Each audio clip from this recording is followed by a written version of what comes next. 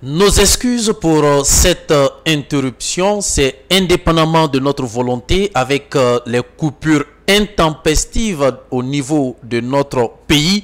Souvent, on est confronté, on est buté à ces problèmes. Et sans plus tarder, je me tourne vers mon invité par rapport à cette situation de la marche.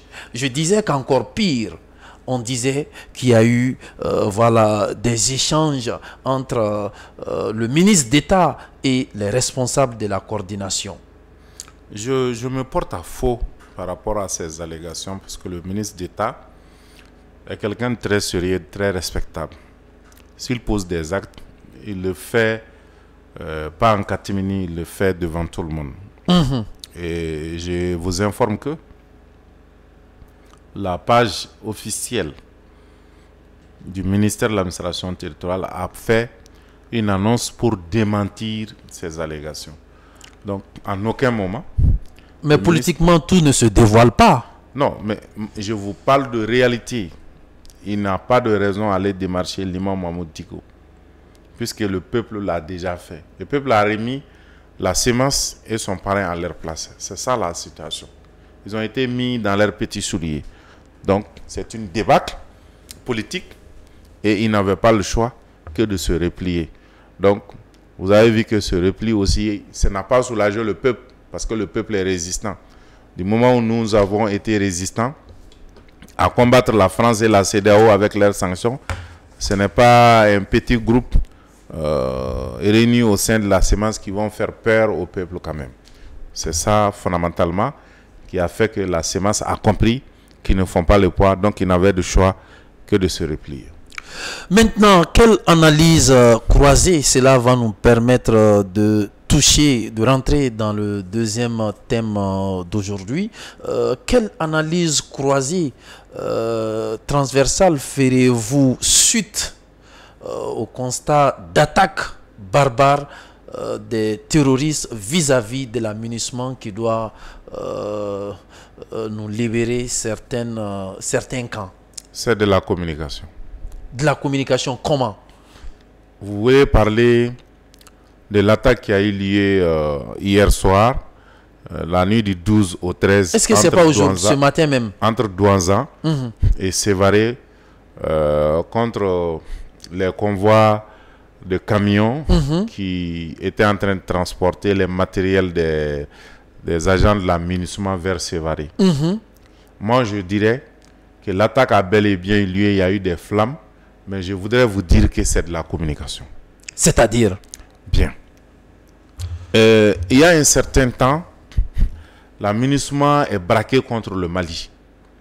Depuis que la résolution a été adoptée le 30 juin aux Nations Unies pour valider le retrait immédiat de la MINUSMA demandé par les plus hautes autorités maliennes. Et la MINUSMA a compris qu'elle n'a plus d'avenir parce que les forces obscurantistes qui sont des forces d'agression, notamment les forces onusiennes qui sont pour la plupart composées des militaires des pays membres de l'OTAN, font de la guerre un fonds de commerce et un moyen d'enrichissement. Je vais vous dire, tant que la France et les États-Unis continuent à alimenter les guerres, ils auront de l'argent.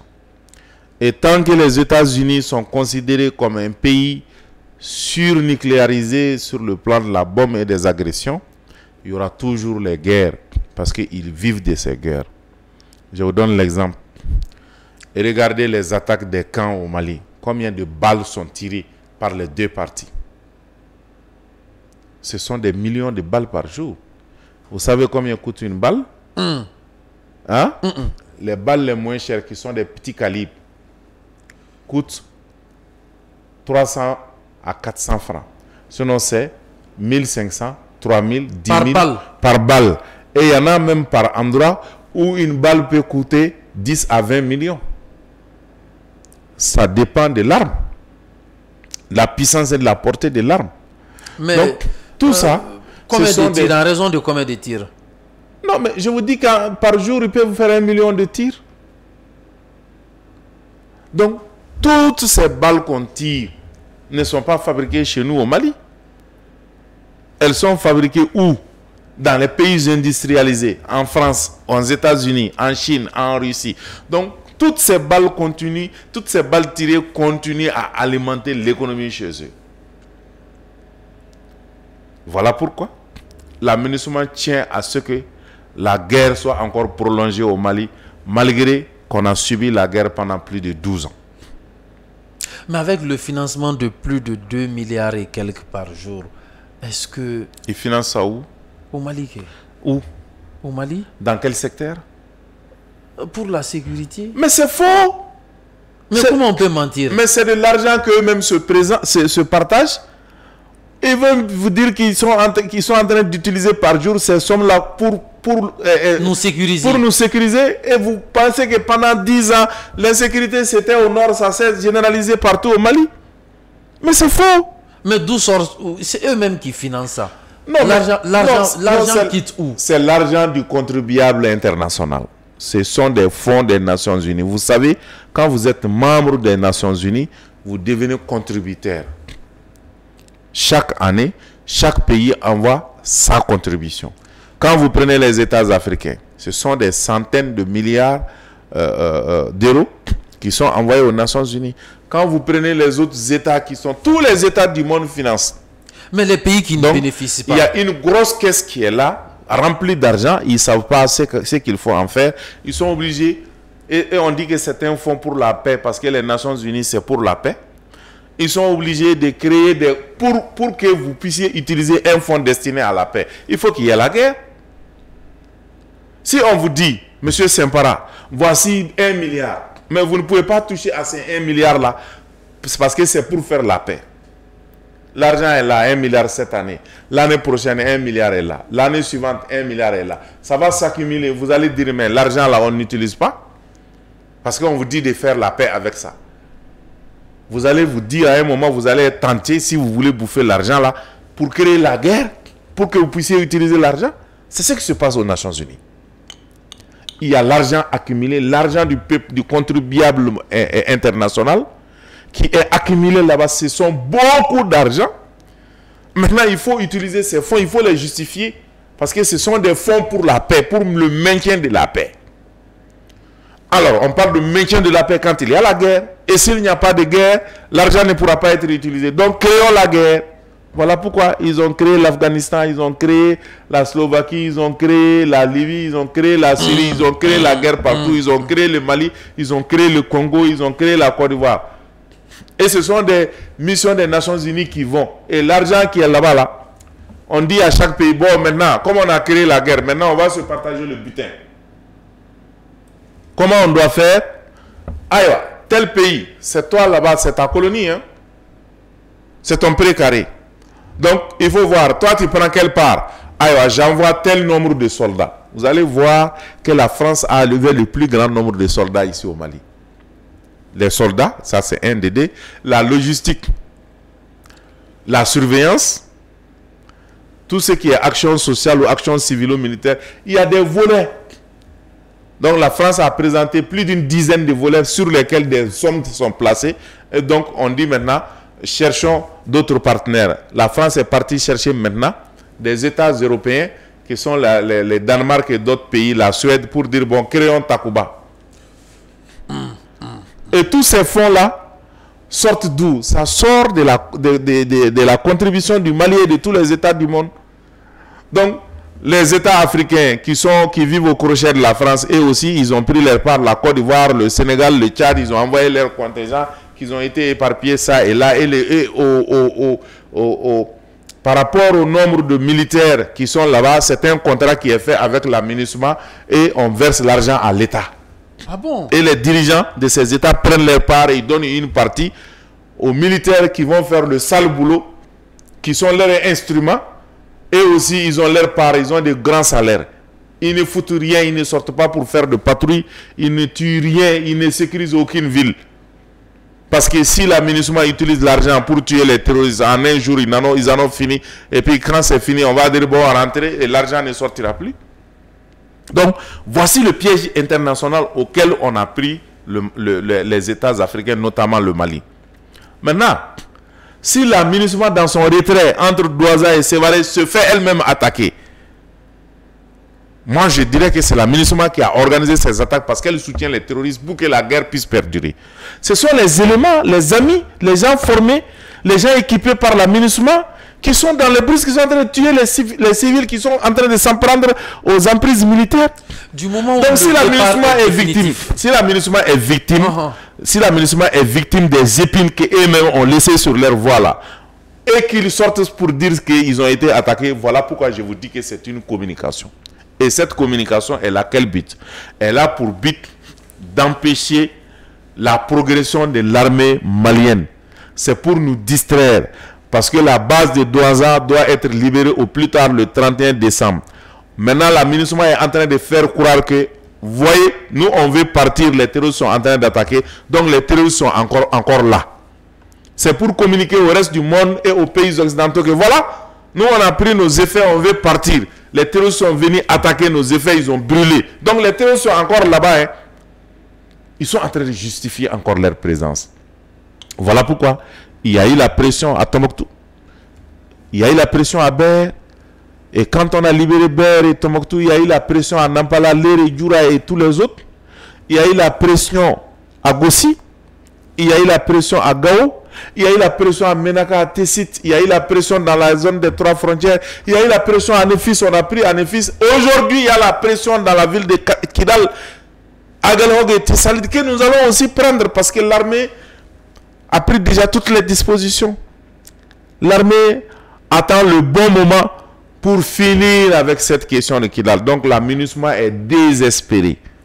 Donc c'est le désespoir que de faire cette communication et de laisser les terroristes brûler des camions. Est-ce possible de finir facilement comme ça, vu que ces mêmes terroristes ont tout récemment encerclé le camp 1 à Kidal, où il y avait nos forces? Non, les terroristes n'ont pas entouré le camp. Ça, je rectifie. Parce qu'il y a une nuance. Hein. C'est la MINUSMA qui a aidé ceux qui sont à Kidal, qui sont les terroristes, à venir prendre le camp. Et la MINUSMA a donné le camp à ces terroristes. Et c'est la MINUSMA dit ça dans un communiqué en date du 10. Le communiqué est intitulé « Libération des emprises et des checkpoints de Kidal ». C'est la MINUSMA qui a fait un communiqué. Le communiqué est là. Mais ça devrait être attaqué au niveau de las Nations Unies. Oui, mais c'est là. Parce que le Mali ne veut plus jouer à ces jeux-là. Parce que tout ça, c'est fait pour nous retarder. Je vais chercher si je peux trouver le communiqué de la MINUSMA, où la MINUSMA elle-même dit clairement qu'elle a cédé les emprises de Kidal et elle nous rappelle que non, nous maintenons la dynamique. Ça doit être libéré en notre présence ou à la présence. Voici le communiqué. Communiqué de presse. La MINUSMA achève son retrait des postes avancés de Kidal et accueille 111 éléments du BATFA. Ça veut dire quoi? Comment la MINUSMA peut achever son retrait des postes avancés de Kidal sans que l'armée malienne ne soit à Kidal et qu'elle ne soit cédée à l'armée malienne? La résolution du 30 juin 2022 est très claire. Elle dit que toutes les emprises qui sont occupées par la MINUSMA doivent être cédées à l'armée malienne. Comment la MINUSMA peut achever à Kidal son retrait des emprises sans que l'armée malienne n'arrive? Est-ce une trahison? C'est plus qu'une trahison. C'est un plan qui est là. Et ce plan-là, on va mettre ça en déroute. Parce que l'armée malienne est déterminée, elle est plus forte que la CEMA et ses MIGMA. Voilà pourquoi je vais vous faire une confidence. Aujourd'hui, l'armée malienne a totalement pris le contrôle de l'ensemble de la région de Kidal. Toutes les voies de trafic terroriste et autres, les voies de ravitaillement de ces bandits de Touzakabi sont fermées. Ah bon? Aujourd'hui, Kidal est isolé. Ces terroristes sont isolés. Ils n'ont pas de voie de ravitaillement et ils sont à court de munitions. C'est ça la situation. Donc la MINUSMA veut créer la confusion pour donner les armes du Mali et les munitions qu'elle dispose à ces terroristes pour faire durer le suspense de la libération de Kidal. Et le Mali est paré à toutes les éventualités. C'est cela la réalité. Et la pression telle qu'elle part, Le délai pour la MINUSMA de quitter Kidal, c'est le 15 novembre. Je sais que la MINUSMA va quitter Kidal avant le 15 novembre.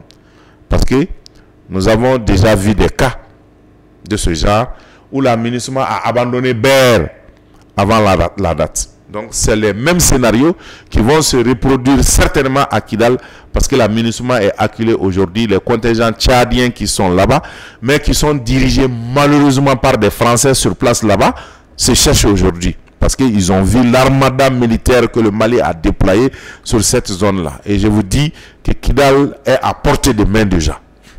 Ah bon.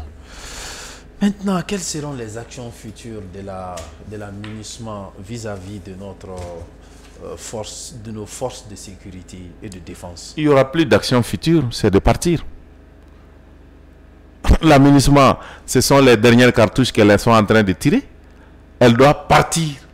Et elle partira. Et ce départ va se solder par la victoire de l'armée malienne. La MINUSMA partira. Quelles qu'en soient les trahisons, quels qu'en soient les migmangs et quels qu'en soient les faits qui lui traînent les pieds, la MINUSMA partira et elle partira bien. Elle ne peut plus poser d'acte. Parce que la MINUSMA n'a plus de mandat. Depuis le 30 juin, le mandat de la MINUSMA est terminé à la demande du Mali. Donc, elle ne peut plus poser d'acte. Tout ce qu'elle peut faire, c'est de sécuriser ses emprises avant que leur matériel ne soit complètement démantelé et envoyé ailleurs. Merci. Maintenant, place à notre dernier thème qui porte sur la reprise avortée des vols de Air France. Et nous avons appris que le DG de l'Agence nationale de l'aviation civile a été limogé. À quelle fin? Bon, moi je pense que pour celui qui connaît l'histoire entre le Mali et la France, c'est facile à comprendre. Parce que c'est la France qui unilatéralement a décidé d'abord de suspendre la livraison, la délivrance de visas aux ressortissants maliens. En plus du Mali, le Burkina Faso et le Niger. Si Air France ne peut pas venir au Mali parce qu'il y a des risques de sécurité, quel est le risque que la France prend en donnant un visa à un Malien pour aller en France?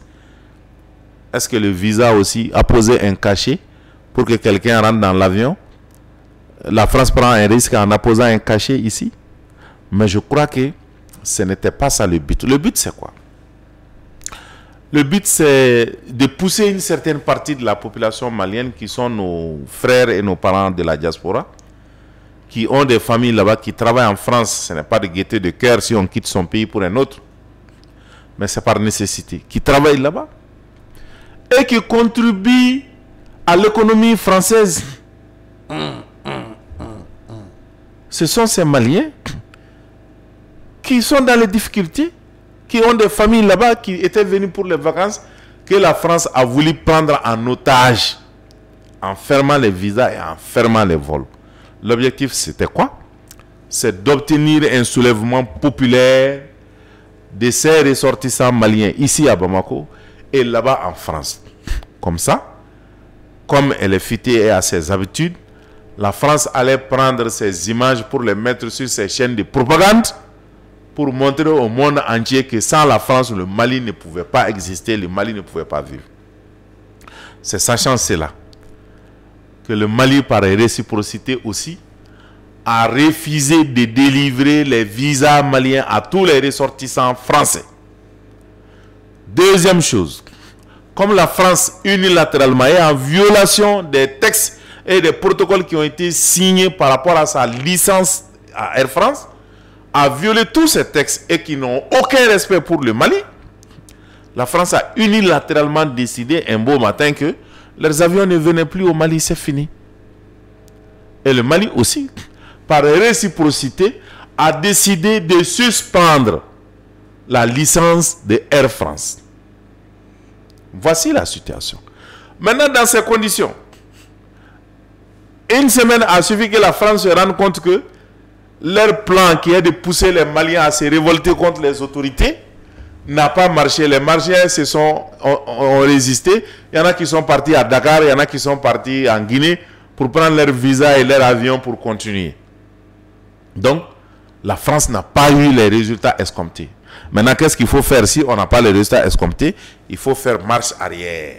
C'est ce que la France veut faire. Elle veut faire un rétro-pédalage pour courir vite et récupérer ce qu'elle a perdu en prenant la décision bête et insensée de ne plus desservir le Mali par Air France. Ce n'était pas la première fois que la France ait fait ça.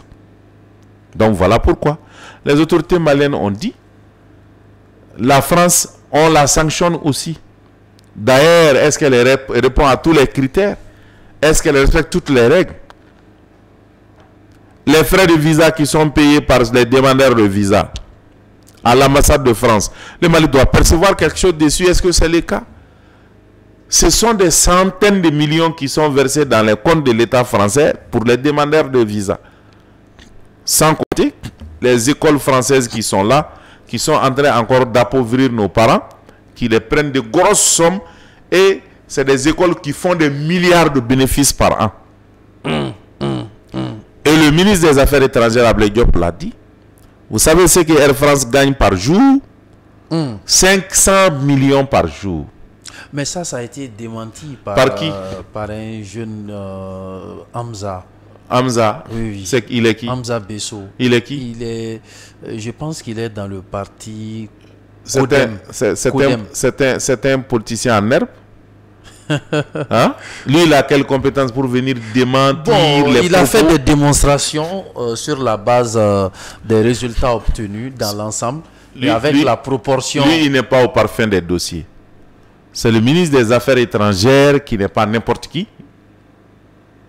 C'est quelqu'un d'une grande expérience qui l'a annoncé et il l'a répété à plusieurs reprises. Ce que la France gagne, ce n'est pas seulement sur la tête des passagers. C'est ce que lui, il oublie. Il y a des choses aussi importantes que les êtres humains, que les transports, que la France colporte. Les marchandises. Les marchandises. Et quelle sorte de marchandises? Il y a tout type de marchandises. Est-ce que lui, il sait que la valeur des marchandises triple ou quadruple ou dépasse même 100 fois la valeur marchande des biens des individus? Il ne le sait pas. Donc, c'est tout un système qui est là. Donc, c'est pour dire que l'enjeu est grand pour la France. Ce qu'elle a perdu, c'est beaucoup. Voilà pourquoi très vite la France a commencé à démarcher encore les autorités de transition pour permettre qu'elles reviennent. Ceux-ci ont opposé un niet catégorique. Mais par grande surprise, c'est Air France qui annonce qu'ils allaient reprendre les vols aujourd'hui. Parce que ils ont supposé que par le biais d'une compagnie espagnole, ils ont eu l'autorisation de reprendre.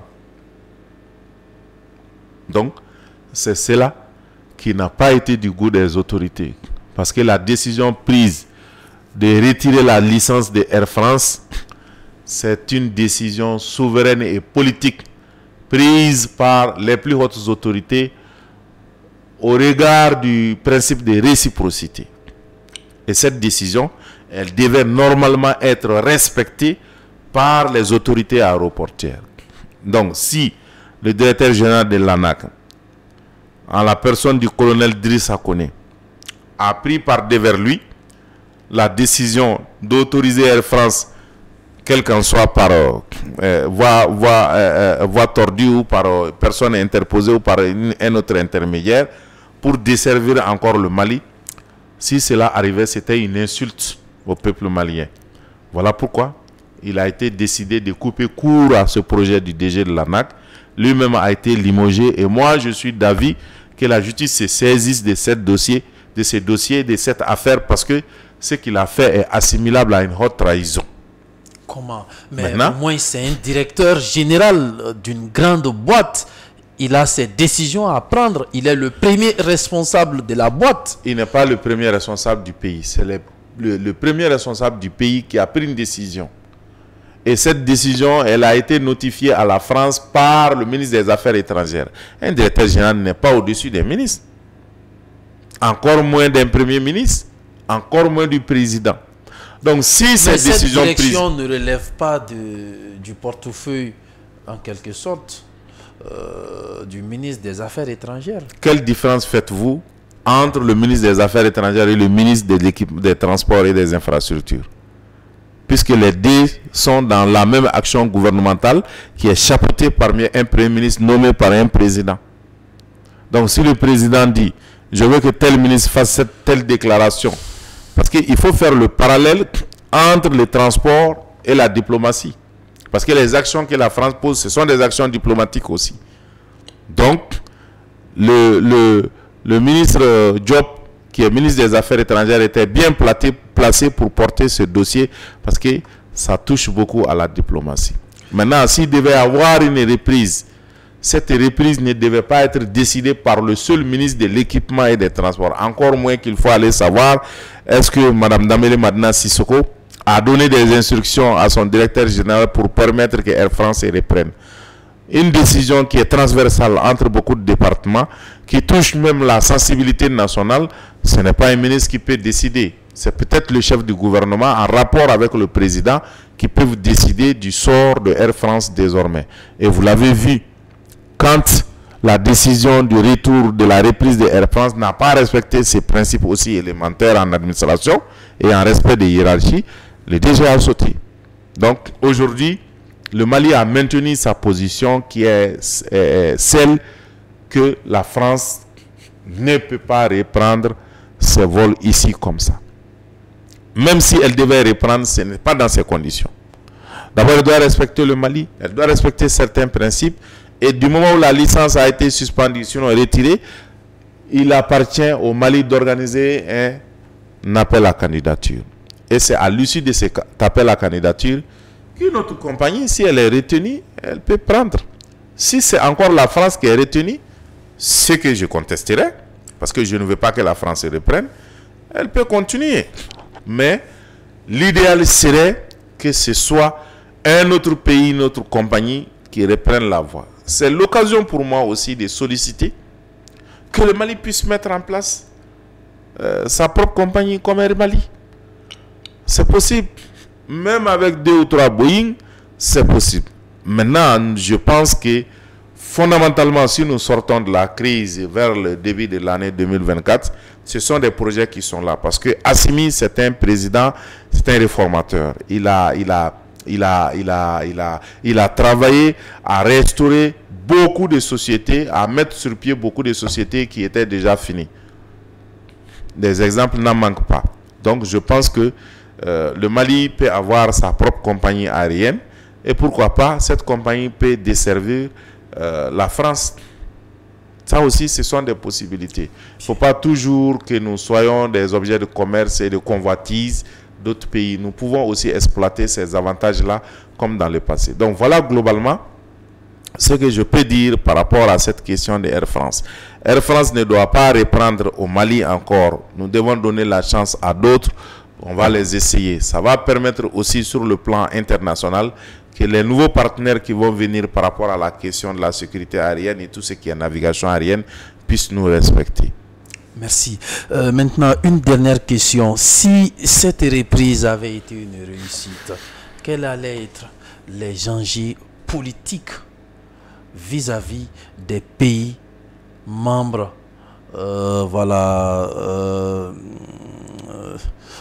des pays membres du Sahel?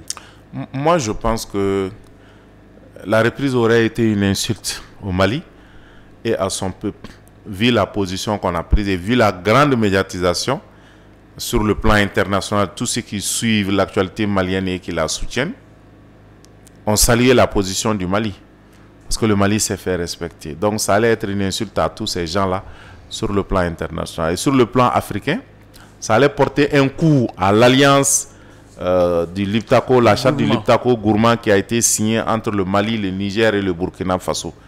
Parce que il y a ces pays-là aussi qui prennent l'exemple sur le Mali.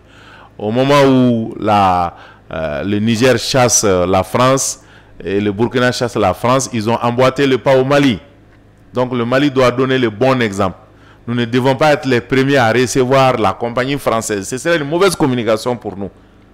Et moi, je pense que sur le plan africain, ça n'allait pas être compris. Parce que des pays comme le Burkina, qui ont beaucoup de respect pour le Mali, des pays comme le Niger, où le pouvoir vient de changer, qui viennent de changer, qui ont beaucoup de respect pour le Mali, n'allaient pas comprendre la position malienne. Donc, il y a aussi ces enjeux qui sont là, qui sont importants. Aujourd'hui, même si le Mali veut reprendre avec la France, ça va être très difficile par rapport à Air France. Pourquoi? Parce que c'est le bon exemple que le Mali doit donner aux États du Burkina Faso et du Niger, qui, dans le cadre de l'Alliance, ont décidé que le Mali soit porteur du dossier. Ça, c'est une considération que le Mali doit mériter. Voilà. Merci vraiment pour cet éclaircissement par rapport à cette reprise avortée des vols de Air France en question. Nous nous acheminons vers la fin de cette émission dénommée Affaires politiques. Quels sont vos derniers mots à l'endroit de nos abonnés de la page Facebook ainsi que la chaîne YouTube de l'Ouverture Média? Mes mots de la fin sont des mots d'espoir. Ce sont des mots d'espoir en ce sens que je suis convaincu qu'après la reprise de Kidal, l'armée malienne aura besoin simplement de 3 à 6 mois pour en finir avec le terrorisme, pour sécuriser les voies de ravitaillement, bien entendu, avec la bénédiction des États partenaires du Mali qui sont le Burkina, le Niger et la Russie, mais aussi de nos voisins traditionnels qui sont l'Algérie et la Mauritanie.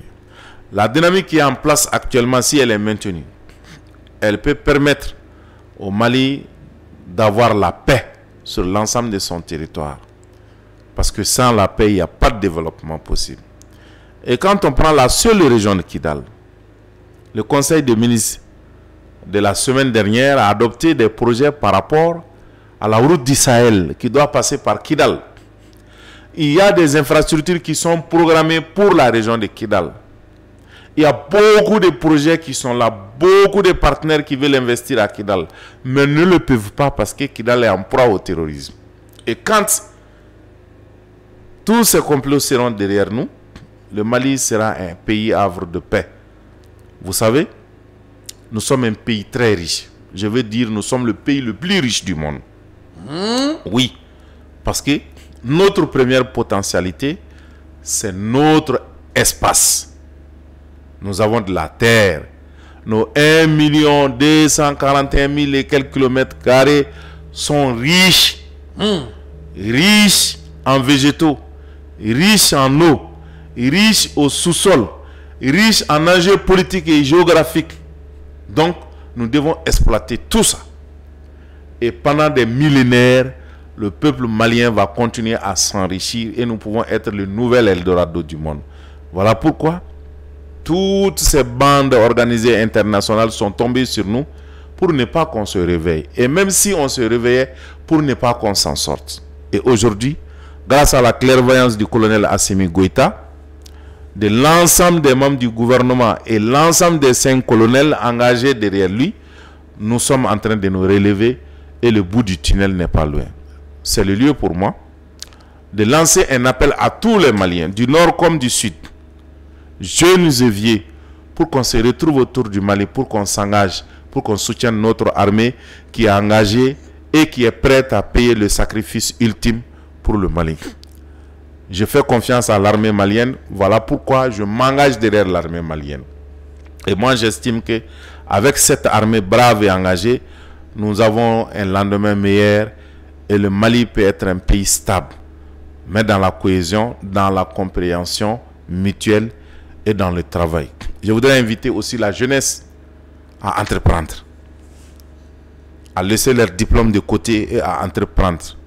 Aucun pays ne s'est développé avec des concours à la fonction publique et des concours dans les corps et dans l'armée. Non, non, non. Ce sont des corps qui sont bien. Ils aident le pays à se maintenir. Mais pour développer un pays, la jeunesse doit se mettre dans l'entrepreneuriat privé. C'est seulement à ce prix que nous pouvons avoir des jeunes entrepreneurs qui emploient des gens, qui s'enrichissent, qui créent des usines, qui créent de la valeur ajoutée pour notre économie. Voici mon souhait pour le Mali et cela est possible et je le souhaite vivement. Je vous remercie. Merci, merci encore une fois de plus. Merci d'avoir accepté notre invitation. Quel message d'avenir pour toute une jeunesse. Ce sont ces quelques mots que notre invité avait à lancer auprès de nos autorités, mais aussi auprès du peuple malien, précisément auprès de la jeunesse, de serrer la ceinture et de partir vers l'entrepreneuriat. Car seul l'entrepreneuriat paye comme il le faut.